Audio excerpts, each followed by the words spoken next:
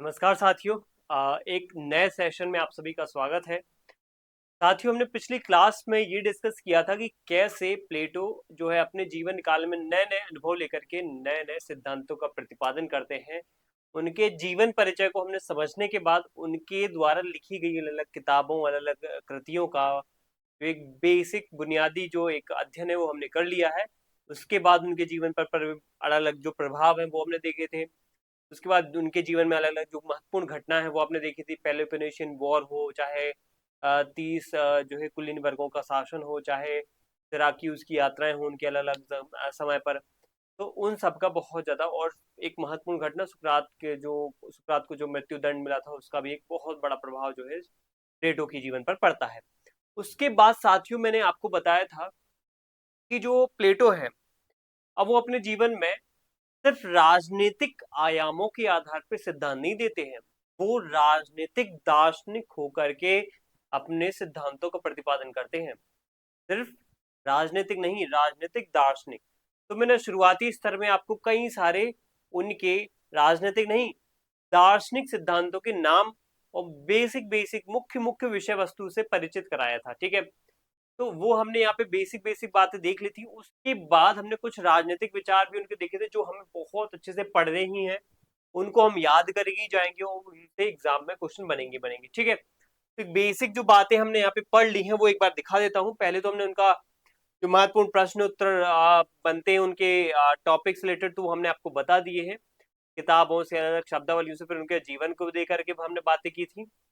इसके बाद उनका जो अलग अलग प्रभाव पड़ा है जीवन पर के बारे में डिस्कस किया था। सुकरात की हत्या, उसके बाद पाइथागोरस का प्रभाव, हेराक्लिटस का प्रभाव, पार्मेनिडेस का प्रभाव, अलग अलग घटनाएं, सुकरात को मृत्युदंड से इराक्यूज, ठीक है, साम्यवाद का विचार जो स्पार्टा से लिए महिलाओं की स्थिति, इन सब का प्रभाव भी पड़ता है। ये अलग अलग किताबें हैं, इनको आपको बहुत अच्छे से जानना है, पहचानना है कि कौन कौन सी किताब में बिल्कुल रटना ही है आपको। एपोलॉजी क्रमवार लिखी हुई सभी किताबें, ठीक है। उसके बाद क्रीटो, उसके बाद रिपब्लिक, उसके बाद सिंपोजियम के बाद यहाँ पे आपको यहाँ पे फीडो दिख रही है। ठीक है, फीडो के बारे में हमें पता होना चाहिए।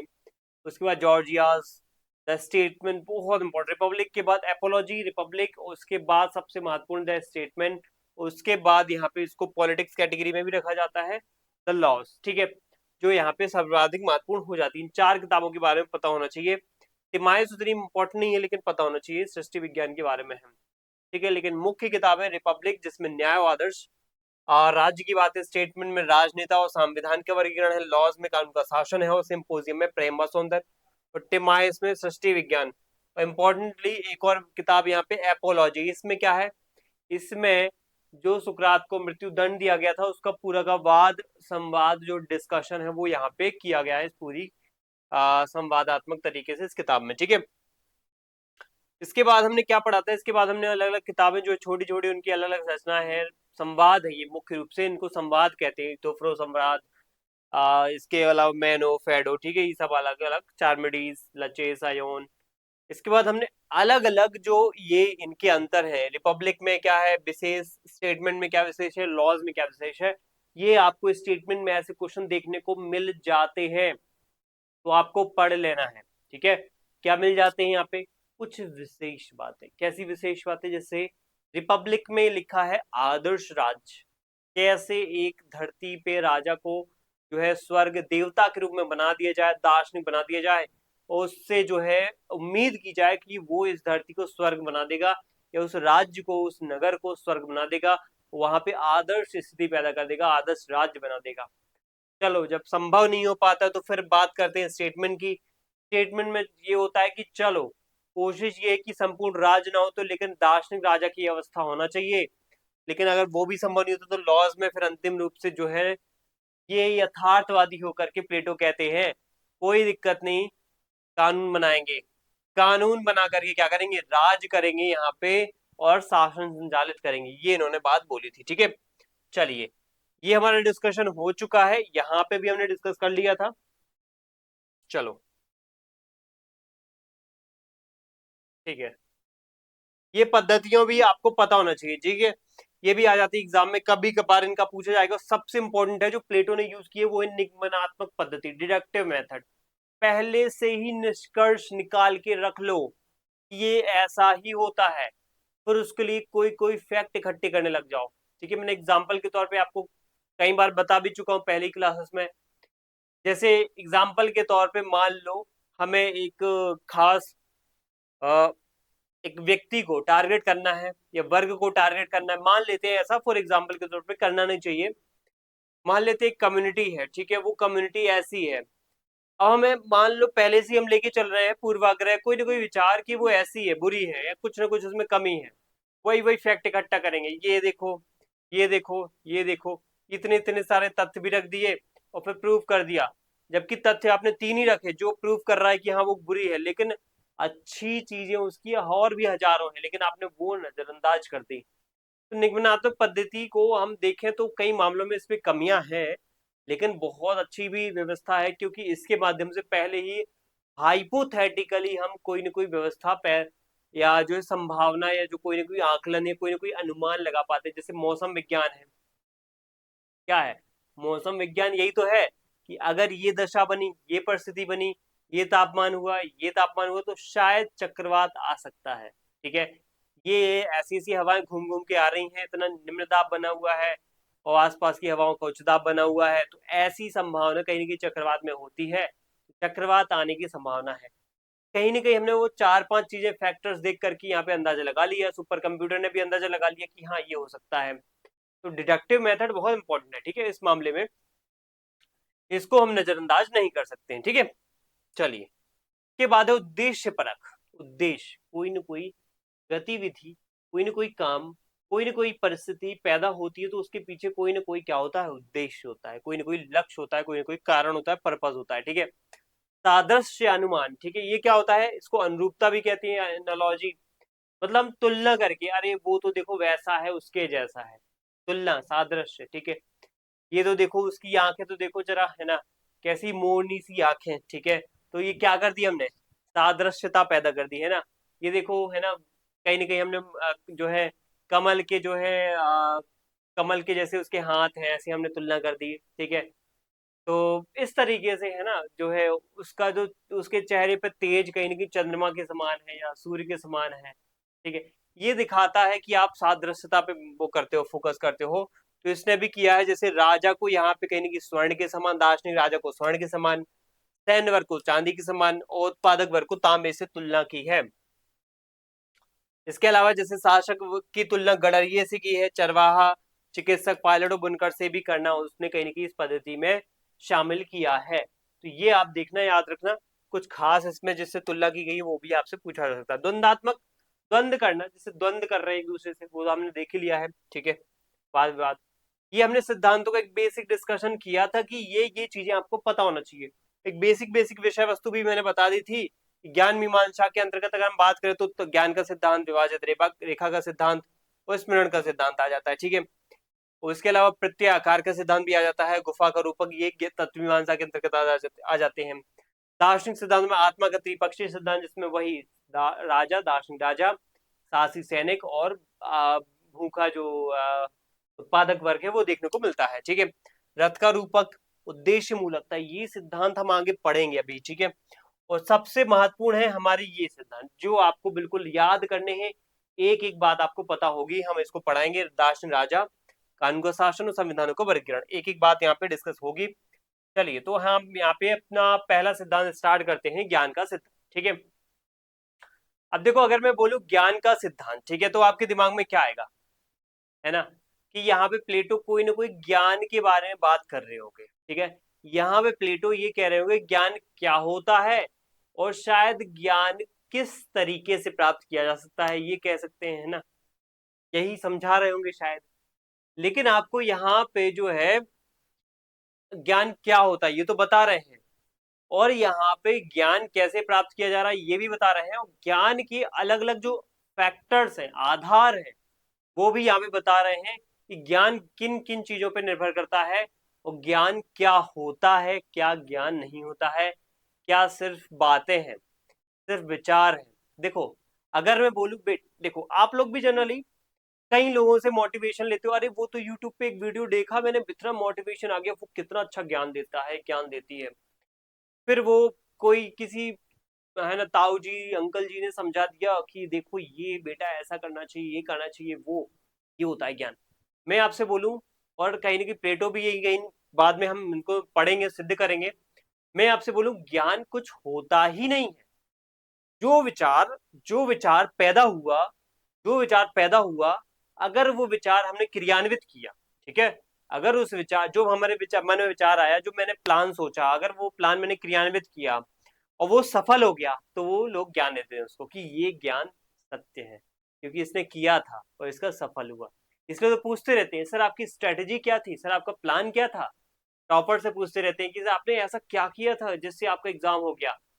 तो वो ज्ञान नहीं है, वो उसने एक प्लान बनाया था, उसने एक स्ट्रेटेजी बनाई थी, उसने वो इतनी अच्छे से फॉलो की, इतने अच्छे से उसको एग्जीक्यूट किया, जैसा भी है उसने किया, और जो जो एग्जाम में आया वो करके आ गया उसी प्लान को फॉलो करते हुए। तो कहीं ना कहीं उसका जो विचार था, उसका जो प्लान था, क्या वो ज्ञान कहलाएगा क्या? समझने की बात है, सोचने वाली बात है कि ज्ञान होगा या नहीं होगा। ज्ञान बहुत बड़ी चीज होती है, ज्ञान का एक अलग तरीका होता है, ज्ञान का एक अलग महत्व होता है, अलग भूमिका होती है। ज्ञान व्यक्ति, परिस्थिति, टाइम पर तक निर्भर नहीं करता है। ज्ञान सार्वभौमिक स्थिति में सद्गुण आधारित होता है, ये प्लेटो कहते हैं। ज्ञान किसी भी चीज पे क्या होता है, आधारित नहीं होता है कि अरे वो परिस्थिति थी इसलिए नहीं हो पाया ये चीज, ये इसलिए नहीं हो पाई, ये बात तुम्हारी इसलिए सत्य नहीं हो पाई क्योंकि वो परिस्थिति थी, वो व्यक्ति दूसरा था, इसलिए सत्यापित नहीं हो पाई। अरे ऐसा नहीं होता है। ज्ञान बहुत बड़ी चीज होती है। ज्ञान वैरी नहीं करना चाहिए, ज्ञान भिन्न भिन्न नहीं होना चाहिए, ज्ञान होना चाहिए सार्वभौमिक। ज्ञान एक होता है, ज्ञान बदलता नहीं है किसी परिस्थिति में, चाहे टाइम हो, चाहे परिस्थिति हो, चाहे व्यक्ति हो, चाहे क्रिया ही, किसी भी प्रकार की क्रिया ही क्यों ना हो, ठीक है। तो ज्ञान का क्या होना चाहिए, सार्वभौमिकता होना चाहिए। ज्ञान इसलिए होता है ज्ञान सार्वभौमिक। अब प्लेटो कहते हैं, या फिर जो हम ओवरऑल देखे चले कि जो ओवरऑल जो सिद्धांत है प्लेटो अरस्तु के काल में, सुकरात के काल में, तो वो इस प्रकार के हैं कि ज्ञान जो है उनके समय में सोफिस्ट थे। अब आपको पता होगा सोफिस्ट कैसे होते हैं। जैसे हमारे भारतीय समाज में ऋषि मुनियों की परंपरा थी ना, उनको कहीं ना कहीं उनके खिलाफ जो है महात्मा बुद्ध और जैन जैसे गए, ठीक है। इन्होंने आवाजें उठाई, इन्होंने ऐसे सिद्धांत दिए, कहीं अष्टांगिक मार्ग, कहीं पंच महाव्रत, कहीं न कहीं अष्टादश, ऐसे अलग अलग जो है, मुझे याद भी नहीं आ रहे हैं। तो इन सिद्धांतों को दिया, और ठीक है, बहुत सारे सिद्धांत दिए। अब वो सिद्धांत क्या हुए, इन्हीं ऋषि मुनियों के बताए गए कुछ पाखंड, कुछ अंधविश्वासी तौर तरीकों के खिलाफ थे। वो इनकी सत्ता को, इन पाखंडी सत्ता को कहीं न कहीं चुनौती दे रहे थे। अच्छी बात है, होना भी चाहिए। वैसी ही समस्या कहीं ना कहीं, अब देखो इसमें समस्या क्या आती है हमारे हिंदू समाज में, आपको पता है, मेरे से ज्यादा आप लोगों को जानकारी इसमें होगी कि देखो हम खुद सर देखते हैं आसपास, और आप क्या बताओगे, हमने तो खुद देखा है, कहीं जातिवाद है, कहीं वर्ण व्यवस्था है, कहीं दहेज व्यवस्था है, कहीं बाल विवाह की समस्या है, कहीं है ना, विधवाओं के साथ जो है सती प्रथा की समस्या है, ठीक है। हमने देखा है, या फिर चलो नहीं होता है तो आसपास इतना बुरा तरीके से माहौल बना दिया जाता है कि विधवाओं का जीवन ना मुश्किल हो जाता है। ये सब हमने देख रखा है। तो आप लोग जानते हो हमारे आज के समाज में जब इतना एआई 21वीं सदी में हम इतने मॉडर्नाइज हो चुके हैं, तब ये समस्या है।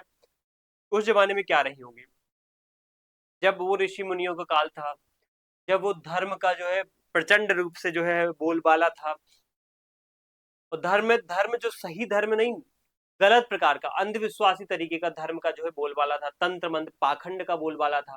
तो उस जमाने में क्या स्थिति रही होगी इंसान की, और निचले जो पिछड़े वर्ग है, वंचित वर्ग है, जो शोषक है। तो वही, अगर हम स्थिति ग्रीक साइड जाएं या ग्रीक यूनान की तरफ जाए, तो यूनान में क्या है समस्या। यूनान में एक समस्या ये है कि वहां बैठे हैं सोफिस्ट। अब ये सोफिस्टों का जो एक सत्ता है, इनका जो तंत्र है वो इतना ताकतवर है कि ये जो कहेंगे वही सत्य है। और ये सत्य किसको मानते हैं, ये बोलते हैं सत्य वही चीज है जो व्यक्ति को अच्छी लगती है, जो व्यक्ति निष्ठ है या व्यक्ति आत्मनिष्ठ है, वही अंतिम सत्य है, ठीक है। जो व्यक्ति के अनुरूप हो वही सत्य, जो व्यक्ति को जिस मोमेंट पे, जिस परिस्थिति में, जिस वक्त, जिस कार्य के अनुसार, जिस प्रक्रिया के अनुसार उसको जो बेस्ट लगता है, वही सत्य है। वही सत्य है तो वही ज्ञान है फिर। तो व्यक्ति आधारित इतने ज्यादा है सोफिस्ट, व्यक्तिवादी है, ठीक है। एक प्रकार से ऐसे देखो कि जो जॉन लॉक जैसे लोग, हॉब्स जैसे लोग, रूसो जैसे लोग जो उदारवाद, व्यक्तिवाद की बात जो मध्यकाल के बाद उत्तर आधुनिक काल या फिर अ, पुनर्जागरण काल के बाद बोल रहे हैं, वही बात जो सोफिस्ट है ग्रीस में, यूनान में कब बोल रहे हैं? प्राचीन काल में बोल रहे हैं। तो ये बहुत बड़ी बात थी। अब यहीं पे प्लेटो, सुकरात, अरस्तु जैसे लोग, सुकरात, प्लेटो, अरस्तु जैसे लोग यहाँ पे आएंगे, इन सोफिस्टों की जो सत्ता है उसको चुनौती देंगे। इसको बिल्कुल वैसे ही आप लिंक करो जैसे ऋषियों की सत्ता थी, उसको चुनौती दी। देखो एग्जैक्ट नहीं है कि ऋषियों की वही सोच थी जो यहाँ पे सोफिस्टों की, नहीं, वो सोच नहीं है, वो अलग चीज है।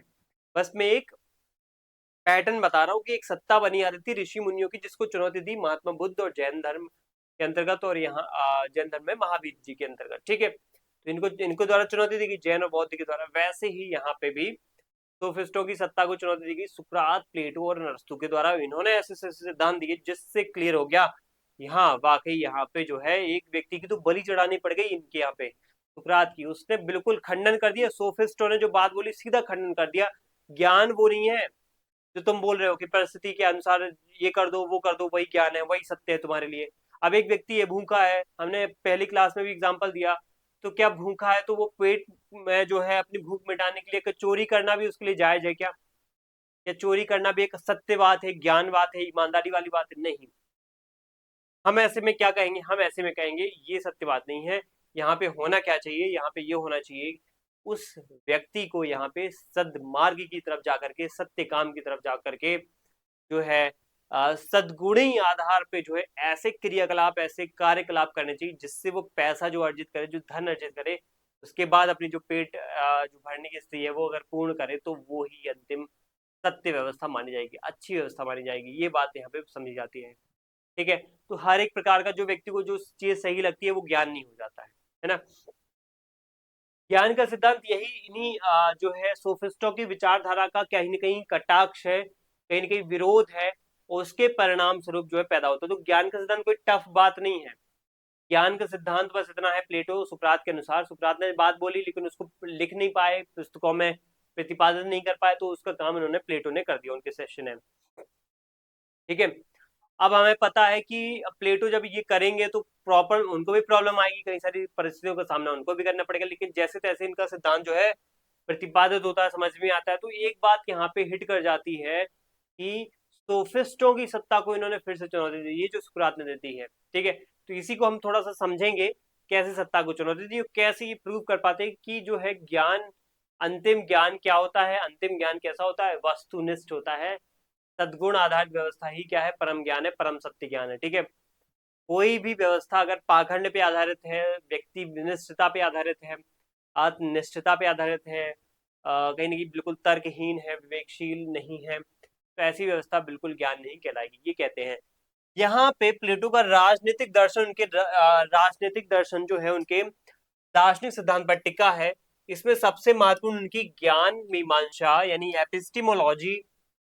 प्लेटो का मानना था कि ये जो हम ये नहीं समझ लेते कि सच्चा ज्ञान क्या है। प्लेटो, अब काम की बात है जहां मैं बिल्कुल आपको एक लाइन पढ़ के डिकोड करने की कोशिश करूं, तो वो आपको बिल्कुल दिमाग में बैठाना ही है उसको। ठीक है, तो ज्ञान क्या है, यहाँ पे काम की बात ये है कि जब तक हम ये नहीं समझ लेते कि सच्चा ज्ञान क्या है, तब तक एक आदर्श राज्य का निर्माण नहीं कर सकते हैं। सुकरात का प्रसिद्ध कथन है कि अगर हमें आदर्श राज्य का निर्माण करना है, तो वहां पे जो दार्शनिक राजा बैठा हुआ है वो यहाँ पे इतना सद्गुण आधारित होना चाहिए, इतना विवेकशील होना चाहिए, इतना तर्कशील होना चाहिए, जिससे वो कोई गलत परिस्थिति में भी सही से सही फैसला ले। सद्गुण ही ज्ञान है, इसलिए सद्गुण ही ज्ञान होना चाहिए। वर्च्यू इज नॉलेज प्लेटो के ज्ञान सिद्धांत का मूल आधार है। ठीक है, तो ये हमने यहाँ पे पढ़ा है, सद्गुण ही ज्ञान है। ठीक है, तो सद्गुण ही ज्ञान है कि इस तरीके से प्लेटो के ज्ञान के सिद्धांत का ये मूल आधार होने के बाद अब हम इस सिद्धांत के अलग अलग जो मुख्य आधार हैं, मुख्य स्तंभ हैं, उनको यहाँ पे हम समझेंगे। देखो, परीक्षा में जनरली जो पूछी जाती है चीजें वो पूरी तरीके से ज्ञान के सिद्धांत पर नहीं पूछी जाती है, लेकिन इसमें पूछा क्या जाता है कि जैसे ज्ञान क्या नहीं है। ठीक है, जैसे उस पर्टिकुलर सोफिस्ट का क्या विचार है इस चीज पर, तो ये हो सकता है शायद पूछ सकते हैं।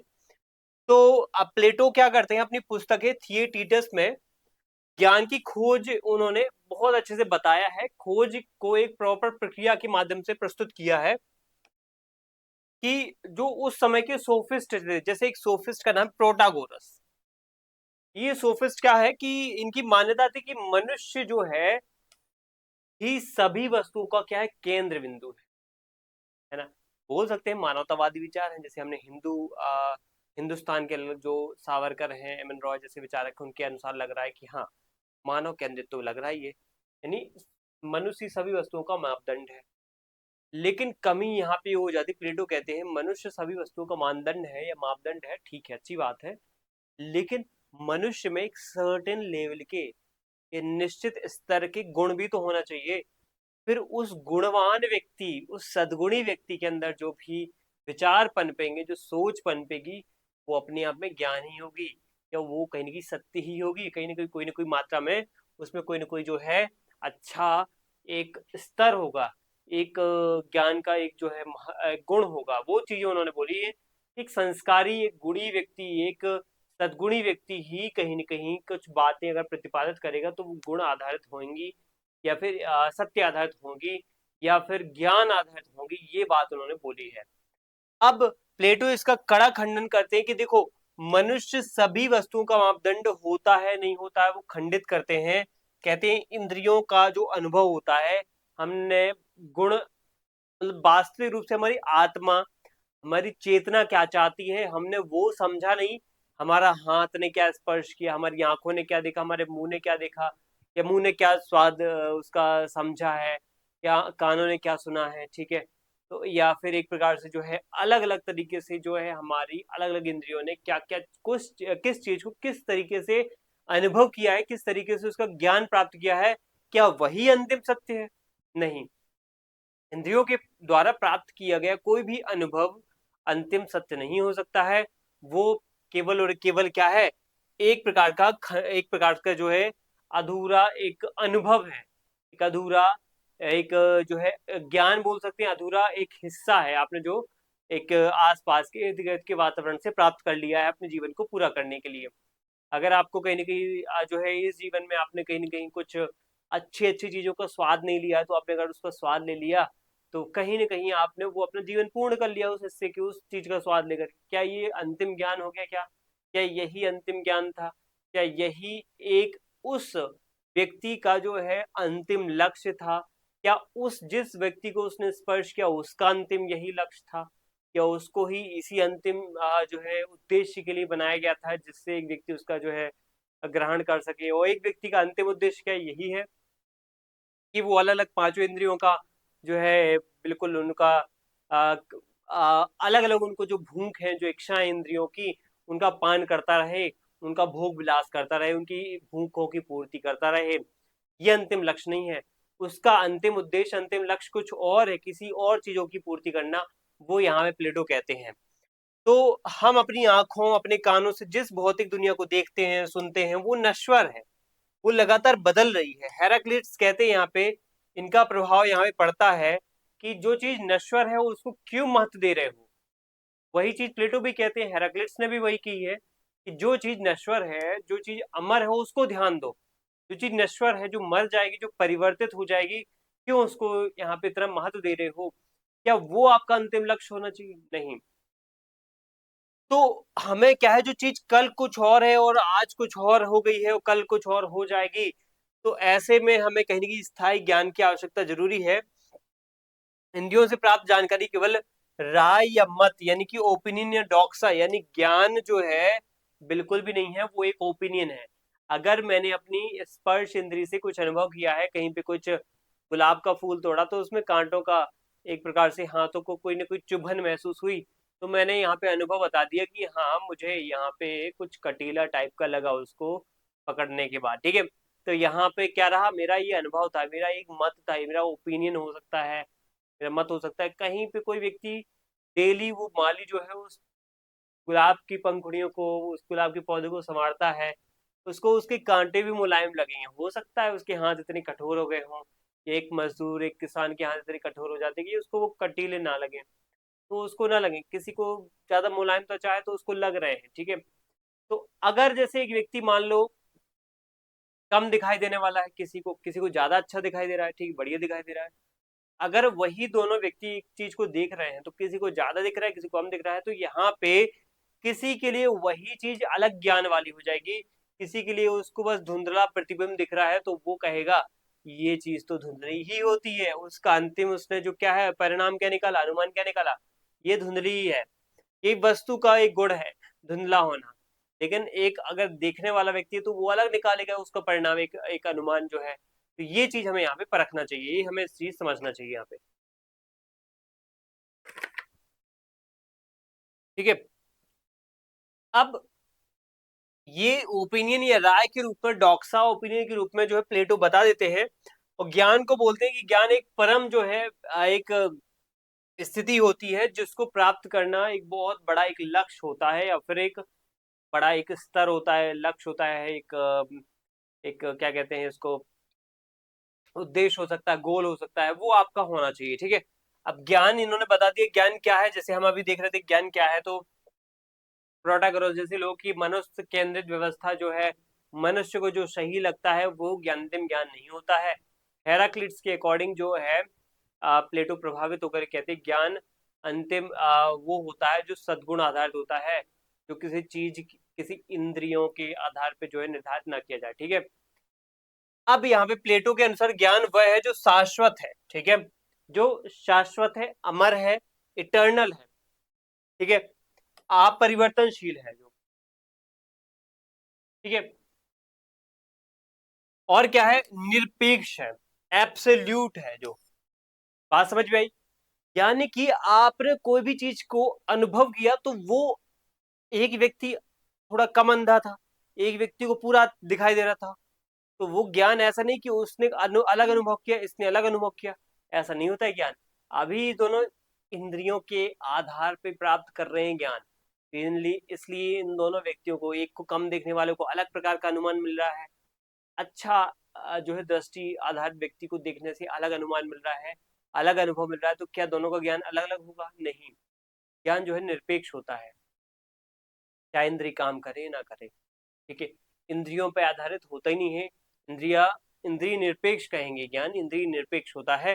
तो यही यहाँ पे समझा जाता है कि शाश्वत है, कभी नहीं बदलता है, चाहे इंद्रियां आपकी कैसी भी काम कर रही हो, चाहे आपकी परिस्थिति कैसी भी हो, चाहे आपका लक्ष्य कैसा भी हो, ठीक है, अपरिवर्तनशील है ना, अनचेंजिंग, और निरपेक्ष यानी एब्सोल्यूट होती हैं, ठीक है। सच्चा ज्ञान भौतिक वस्तुएं जैसे एक सुंदर फूल या सुंदर व्यक्ति का नहीं होता है, बल्कि प्रत्यय या आकार, फॉर्म्स और आइडियाज का होता है, जैसे सौंदर्य का विचार जो कभी नष्ट नहीं होता, ठीक है। तो जैसे एक आप लोगों ने जनरली एक बात सुनी होगी कि भौतिक वस्तु, एक सुंदर फूल है, सुंदर व्यक्ति है, ठीक है।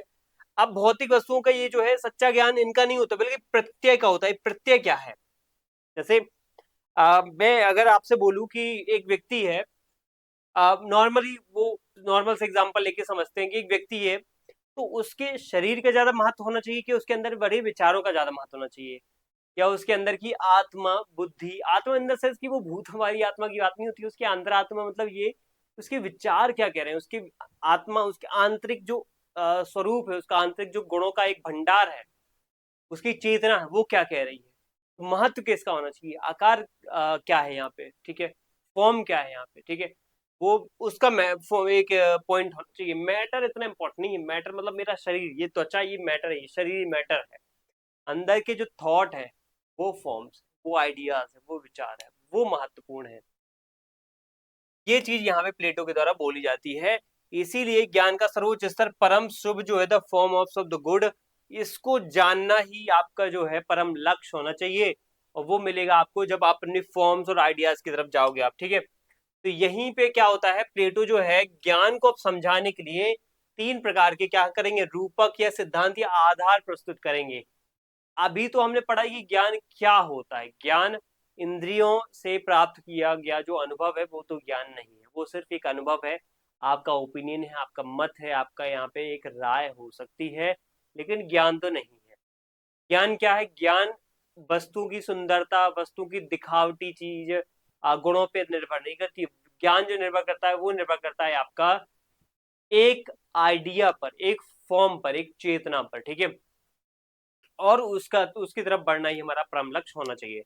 अब ज्ञान को जो है, सिद्धांत को स्पष्ट करने के लिए तीन बहुत ही प्रसिद्ध तरीके इन्होंने अपनाए हैं। किसने? प्लेटो ने।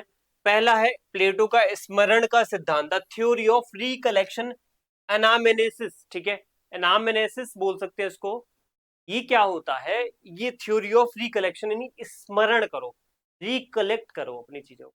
हमने पिछली क्लास में भी डिस्कस किया था, एक बेसिक विषय वस्तु समझनी थी, ये होता क्या है।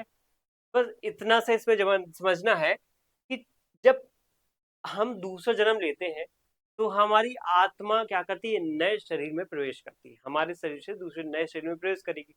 तो विचार तो इस शरीर में थे, जब आत्मा थी तो भी वही विचार थे, या कुछ और विचार उसने ग्रैब कर लिए हैं, या फिर जब वो नए शरीर में जाएगी तो उसमें भी जो विचार उसने ग्रैब किए हैं वो भी हो सकते हैं।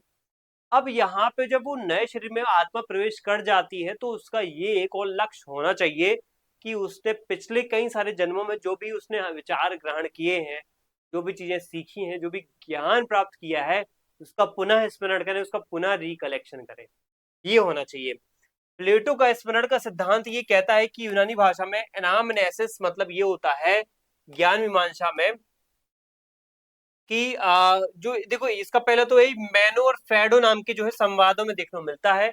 और इसका मूल जो आधार वाक्य वो ये होता है कि सीखना कुछ नया प्राप्त करना नहीं है, बल्कि केवल याद करना है। ये है इसका मेन पॉइंट, ये मुझे बताना है था आपको यहाँ पे कि आखिर ये एक ऐसी थ्योरी है, ज्ञान का सिद्धांत एक ऐसा सिद्धांत है जो एक रूपक पर निर्भर करता है, वो है स्मरण के सिद्धांत या स्मरण के रूपक पर, थ्योरी ऑफ रिकलेक्शन पर, या कहने की एलिगरी ऑफ रिकलेक्शन पर, ठीक है। ये होता क्या है इसमें? ये है कि आपको कहीं बाहर से चीजें इकट्ठा नहीं करना है, ज्ञान इससे मिल जाए उससे मिल जाए, ये बता दे वो बता दे, ये कर दे वो कर दे, नहीं। अपनी अंतरात्मा में झांको, द्वंद करो, निगमनात्मक पद्धति के माध्यम से, सादृश्य मूलक पद्धति के माध्यम से निष्कर्ष निकालो, यहाँ पे कुछ ऐसा निष्कर्ष स्थापित करो। यहाँ पे वही अंतिम ज्ञान होना चाहिए, वो हर परिस्थिति में, हर एंगल में आपका जो है निरपेक्ष होना चाहिए, सार्वभौमिक होना चाहिए। तो लर्निंग इज सिंपली रिकलेक्टिंग, हमारे अंदर ही कई सारी चीजें भरी हुई है, हम उसको क्या करते हैं, कहेंगे नहीं कि जागृत करते हैं। प्लेटो ने भी यही किया, कई सारे अनपढ़ और कई सारे पढ़े लिखे बच्चों से ज्यामिति कुछ प्रश्न करवाए और उनको इस प्रकार के व्यवहारिक जो है आसपास के माहौल दे करके उन्होंने जब ऐसे ही उनको बिल्कुल व्यवहारिक चीजें रखी हैं, ऐसा नहीं कि बस थ्योरी थ्योरी में पेज में क्वेश्चन लिख दिया बताओ इसका आंसर क्या है, नहीं, एक प्रैक्टिकल फॉर्म में उनसे क्वेश्चन किया सभी से, तो सबसे बन गया, चाहे पढ़े लिखे थे चाहे नहीं थे पढ़े लिखे। तो ये क्या है, यानी कि ज्यामिति का जो ज्ञान है वो अनपढ़ बच्चे के अंदर भी है, और ज्यामिति का ज्ञान पढ़ लिखे में तो है ही वैसे भी। तो एक्चुअल में क्या है, आप परिस्थिति ऐसी पैदा करो, ऐसी एक लक्ष्य बनाओ जिससे ये ऑटोमेटिक जो है व्यक्ति के अंदर से ही उसका ज्ञान जागृत हो जाए, रिकलेक्शन हो जाए, ये होना चाहिए यहाँ पे, ठीक है। मनुष्य का मन जो है जन्म के समय कोई कोरी स्लेट ताबुला रास्ता नहीं होता, ज्ञान हमारे भीतर पहले से मौजूद है। अब ये मुझे बताना था कि यहाँ पे जॉन लॉक का एक थॉट है, वो ये है कि एक व्यक्ति बचपन जब जन्म होता है तो खाली स्लेट होता है, कोरी स्लेट होता है, आसपास के लोग, परिवार, समाज, समुदाय, संस्कृति, हमारा राज्य, हमारा देश, हमारा राष्ट्र, हमारा पूरा विश्व क्या करता है, उसके दिमाग में ऐसी बातें, परंपराएं, रीतियां, अलग अलग नियम कायदे, संविधान, कानून सब सिखा देता है और उसको फिर क्या करता है, बांध देता है और उसके हिसाब से चीजें आगे बढ़ती हैं, ठीक है। मतलब कहने वाली बात यह है कि एक व्यक्ति जो है खाली स्लेट आता है, फिर जैसे खाली स्लेट को उसमें भर दिया जाता है, कई सारे आप उसमें लिख देते हो चीजें, तो वैसे ही एक व्यक्ति भी खाली आता है और कई सारी चीजें इस धरती में, इस दुनिया में वो इस समाज से सीख लेता है। तो ये बात जॉन लॉक बोलते हैं, लेकिन इसके जस्ट अपोजिट प्लेटो है। प्लेटो कहते हैं देखो बेटा ऐसा नहीं है, एक व्यक्ति अपनी आत्मा जो अंतरात्मा के साथ पैदा होता है और वो उसको सर्टेन एज के बाद खुद महसूस कराने का जो है अनुभव देती है, अगर वो व्यक्ति उन विचारों को, उन थॉट को, उन अलग जो चेतना के जो अलग अलग आयाम है उनको अगर सही वक्त पे समझ लेता है, उनको पकड़ लेता है, तो वही उसका क्या होता है, ज्ञान होता है। ये प्लेटो कहते हैं, यानी खाली नहीं होता है व्यक्ति, कोरी स्लेट नहीं होता है व्यक्ति, व्यक्ति के अंदर खुद कई सारे विचार जो है मौजूद है, बस उसको यहाँ पे समझना जरूरी है। तो ताबूला रास्ता का जो ब्लैंक स्लेट का जो कॉन्सेप्ट है जॉन लॉक का, उसके अपोजिट यहाँ पे प्लेटो कहते हैं ज्ञान ये होता है। ठीक है, चलिए इसके बाद प्लेटो का जो अगला यहाँ पे पॉइंट, प्लेटो का स्मरण सिद्धांत का जो अलग अगला आधार है वो सिद्धांत की कार्य प्रणाली का है। स्मरण के सिद्धांत की कार्य प्रणाली की बात करें हम तो आत्मा की अमरता और पूर्व अस्तित्व, यहाँ पे वही बात आ जाती है कि प्लेटो का मानना है कि आत्मा अमर है। भौतिक शरीर में जन्म लेने से पहले आत्मा का निवास प्रत्यय जगत वर्ल्ड ऑफ आइडियाज फॉर्म में था।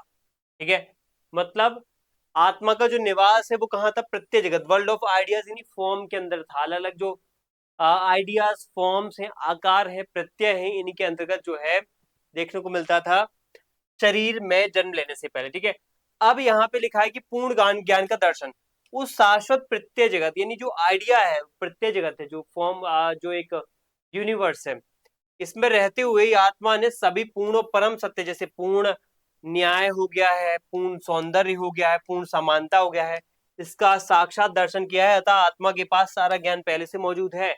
अब देखो हमारे कई सारे विचारक आते हैं, कहीं न्याय की बात करेंगे, समानता की बात करेंगे, स्वतंत्रता की, कहीं उदारवाद, कहीं समाजवाद की बातें करेंगे, तो ये है क्या, कोई बाहर से तो इसका आके ज्ञान नहीं उनको, तो लोगों ने खुद ही अंतरात्मा में झांक करके कई सारे विचार दिए हैं।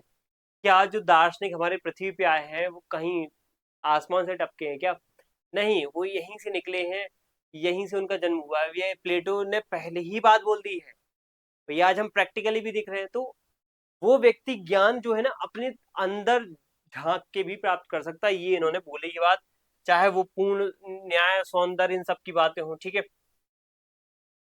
अब आता है प्लेटो के जो स्मरण का सिद्धांत है, इसकी जो है कार्य प्रणाली क्या है, तो विस्मृति की सबसे महत्वपूर्ण कार्य प्रणाली तो ये है विस्मृति। क्या है ये विस्मृति, जब ये ज्ञानवान आत्मा एक भौतिक नश्वर शरीर में प्रवेश करके जन्म लेती है, क्या लेती है, जन्म लेती है, तो क्या होता है, भौतिक संसार के आवरण, जन्म के आघात और वह पूर्ण ज्ञान की भूल को उसको भूल हो जाती है, सुषुप्त हो जाता है, तो यहाँ पे विस्मृति की फेज में चला जाता है वो। तो प्लेटो कहते हैं कि जो स्मरण का सिद्धांत ही इस प्रकार से काम करता है कि सबसे पहले तो एक व्यक्ति जिसकी मौत हुई है, तो उसके शरीर से जो आत्मा निकली है, जो एक आइडिया, एक जो थॉट, एक चेतना जो निकली है, वो जब अन्य शरीर में प्रवेश करेगी, तो जब वो शरीर का जन्म होगा, जन्म के आघात के साथ ही वो व्यक्ति सब भूल जाता है, और यहाँ पे सुषुप्त अवस्था में उसकी चेतना चली जाती है, चेतना सुषुप्त हो गई है। अब क्या करना पड़ेगा, रिकलेक्शन, स्मरण करना पड़ेगा, जब हम इस भौतिक, इस आसपास की दुनिया के चंगुलों से अपूर्ण चीजों को देखते हैं, आसपास की चीजों की जो मोह है, लालच की भरी भावनाओं से देखते हैं, तो हमें तो वही सत्य लगता है, ये सत्य है, अरे ये तो नौकरी ही सत्य है, ये जॉब सत्य है, ये सैलरी सत्य है, ये कार, ये घर, ये वाइफ, ये बच्चे ही सत्य हैं, नहीं, कुछ और सत्य है, वो जानना पड़ेगा हमें। वो क्या है, वो कोई हमें सुंदर वस्तु या कोई खतरनाक तरीके की जो है आभूषणों से नहीं मिल सकता है, महंगे महंगे। ठीक है, ये खतरनाक आपने बिल्कुल अरबों खरबों की संपत्ति जो है खरीद ली, यही अंतिम सत्य नहीं। ये कहते हैं दुनिया हाँ, जब हम भौतिक दुनिया में अपूर्ण चीजों को देखते हैं, तो जैसे कोई सुंदर वस्तु देख ली या कोई गणितीय आकार, तो हमारी इंद्रियों का ये अनुभव हमारी आत्मा को झकझोरता है, इससे आत्मा को पूर्ण सत्य की याद आने लगती है, जिससे उसे शरीर धारण करने से पहले देखा था। ठीक है, एक अच्छी बात यहाँ पे ये लिखी है कि अगर आपने उन चीजों को देखा, अगर आपने उन चीजों को देखा, जैसे सुंदर वस्तु देखी, कोई गणितीय आकार, कोई एक मैथमेटिकल फॉर्म्स के रूप में आपने कोई भी व्यवहारिक चीज का अध्ययन किया, प्लेटो है, गणित को महत्व देंगे ही देंगे, ठीक है, और गुरुजी उनके पाइथागोरस है, ठीक है, तो हमारी इंद्रियों का ये अनुभव हमारी आत्मा को झकझोरता है। जब हम कोई भी बाहर की चीजों से अनुभव कोई लेते हैं, तो हमारी आत्मा कहीं ना कहीं बहुत ज्यादा विचलित होती है, परेशान होती है, कोई ना कोई चीज पे ढूंढने की कोशिश करेगी, तो समझ जाओ अंदर से कुछ निकलने वाला है। उत्सुकतावश हम कुछ ना कुछ पैदा करते, कुछ प्रतिपादित करते हैं, इसे ही पूर्ण सत्य की याद आना कहते हैं, कि आपको कुछ याद आ रहा है, शायद आपके दिमाग में कुछ पहले से ही अच्छे थॉट भरे थे, वो आप रिकॉल कर पा रहे हो। ठीक है, फिर यहाँ पे अब तीसरा सबसे महत्वपूर्ण रोल होता है शिक्षक का, कि सबसे पहले तो एक व्यक्ति को क्या होता है, फॉरगेटन, भूलता है। फिर वो क्या करता है, सबसे पहले फॉरगेटन के बाद वो रिकलेक्शन करता है। फिर वो यहाँ पे रोल ऑफ टीचर, फिर टीचर जी आते हैं, उसको बता देते। कभी कभार ऐसा होता है कि फॉरगेटन होने के बाद रिकलेक्शन एक व्यक्ति खुद कर लेता है, लेकिन कभी कभार हमें ये देखने मिलता है कोई शिक्षक ही कर पाता है। मान लो कोई छात्र या कोई भी व्यक्ति के अंदर कोई विचार पैदा हुआ, तो प्रॉपर रिकलेक्शन नहीं आ रहा है, तो वहां पे शिक्षक हेल्प करता है। छात्र के दिमाग से बाहर से ज्ञान नहीं डाल सकता है। शिक्षक की भूमिका यहाँ पे ये होती है दाई की तरह, ठीक है। दाई क्या करती है, मिडवाइफ जो होती है क्या करती है, एक गर्भवती महिला से बच्चे पैदा करने में उसकी सहायता करती है, जैसे हॉस्पिटल्स में नर्सेस वगैरह करती हैं ये।